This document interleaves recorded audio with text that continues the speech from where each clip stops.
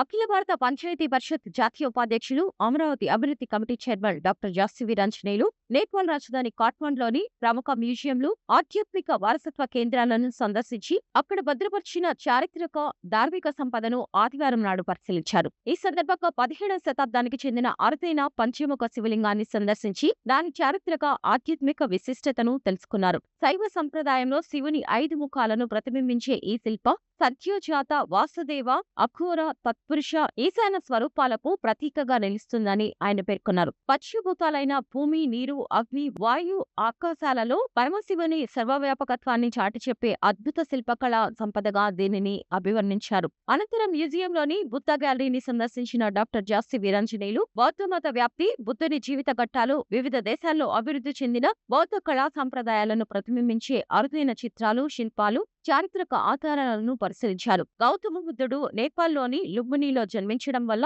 నేపాల్ ప్రపంచ బౌద్ధ వారసత్వానికి కేంద్ర బిందువుగా నిలిచిందని పేర్కొన్నారు. ఈ సందర్భంగా ఆయన మాట్లాడుతూ భారతదేశం, నేపాల్ దేశాలు కేవలం పొరుగు దేశాలు మాత్రమే కాకుండా వేల సంవత్సరాలుగా ఆధ్యాత్మిక, సాంస్కృతిక, చారిత్రక బంధంతో అనుసంధానమై ఉన్నాయని తెలిపారు. శైవ, బౌద్ధ సంప్రదాయాలు ఈ రెండు దేశాల మధ్య ఉన్న సనాతన సంబంధాలకు ప్రతీకలని అన్నారు. భారతీయ సంస్కృతి, ఆధ్యాత్మిక వారసత్వం ప్రపంచవ్యాప్తంగా విస్తరించి ఉందని, పురాతన శిల్ప సంపదను, చారిత్రక ఆధారాలను భావితరాలకు అందించేందుకు ప్రభుత్వాలు, ప్రజలు ప్రత్యేక శ్రద్ధ తీసుకోవాలని ఆయన పిలుపునిచ్చారు. అమరావతి వంటి చారిత్రక బౌద్ధ వారసత్వ కేంద్రాలను ప్రపంచ స్థాయిలో అభివృద్ధి చేయవలసిన అవసరం ఉందని డాక్టర్ జాస్తి వీరాంజనేయులు పేర్కొన్నారు.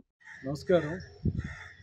ఈ రోజున నేపాల్ రాజధాని కాఠ్మండ్లో గల నేషనల్ మ్యూజియాన్ని సందర్శించడం జరిగింది.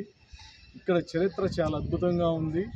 అనేక గ్యాలరీలు ఉన్నాయి. హిస్టరీ గ్యాలరీ ఉంది, బౌద్ధ గ్యాలరీ ఉంది, పెయింటింగ్స్, ఆర్టింగ్స్ ఉన్నాయి. ఈ 18వ శతాబ్దంలో అప్పటి ప్రధానమంత్రి భీమ్సేన్ గారు ఈ మ్యూజియాన్ని నిర్మించారు. తర్వాత కాలక్రమేణా తర్వాత వచ్చిన గౌరవ ప్రధానులు అభివృద్ధి చేశారు. బుద్ధుడికి సంబంధించిన సాక్షాత్తు ప్రపంచానికి శాంతిని బోధించిన గౌతమ బుద్ధుల వారికి సంబంధించి అనేక నామచక్రాలు, బుద్ధుని కళాఖండాలు, బుద్ధుని శిల్పాలు అద్భుతంగా వివరించబడ్డాయి. ఎన్నో 18వ శతాబ్దం, 19వ శతాబ్దం నాటి బుద్ధ విగ్రహాలు ఉన్నాయి. మ్యూజియం చాలా అద్భుతంగా ఉంది. బౌద్ధిజం పరంగా నేపాల్ బుద్ధుడికి ముఖ్యమైన ప్రాంతం కాబట్టి ఈ మ్యూజియం చాలా విశేషంగా ఆకట్టుకుంటుంది.